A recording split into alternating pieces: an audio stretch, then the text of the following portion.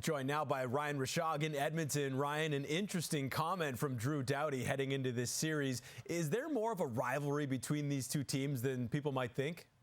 I definitely think so, Glenn. It's been nasty between these two teams. For example, there was a game during the regular season. There were 3 scraps in the third period alone. There's a real hatred that's developed here. Let's go back to the 7-game series last year. Remember, it was Mikey Anderson that dragged down Leon Draisaitl and hurt that ankle. And that injury hampered Draisaitl really for the rest of the postseason. Took him a long time to recover from. Well, I'm sure Connor McDavid didn't forget about that when he hit Mikey Anderson late in this regular season. A hit that hurt Anderson and put him out, and one that Drew Doughty clearly didn't like. So yes, there is an undercurrent to some hatred here between these two teams.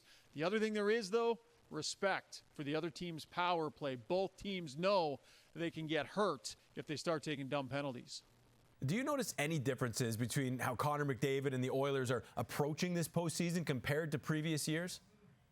Yeah, there's a calm confidence with this group, Glenn.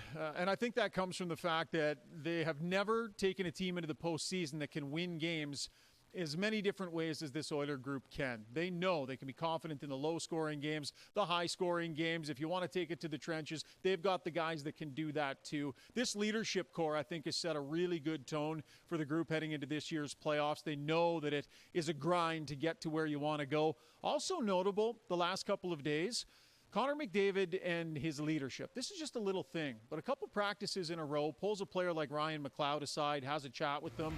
The one day they spent some time working on battle drills down in the corner. The next day, pulled him aside, chatting a little bit, spent some time working on face-offs. The next evolution of Connor McDavid's leadership is about getting the most out of the people around him. It's not just about his own game, and you see in small ways McDavid looking to extract that. Now, in all that you've observed from Stuart Skinner this year, how do you think he'll handle this big of a stage tonight?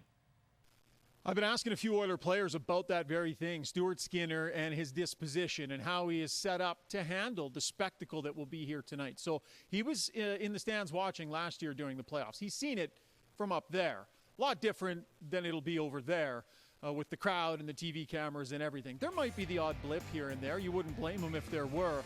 But Stuart Skinner is calm, he's collected, he's easygoing. He's one of the most laid-back guys you'll ever meet in and around the National Hockey League. I think that sets up well. The other thing that McDavid said about him the other day, he's won at pretty much every level he's played at. He understands pressure. There'll be a few more people in the seats here, but they have full confidence that Skinner will meet the moment here tonight, and quite frankly, he's going to have to. He was a huge difference maker for them this year.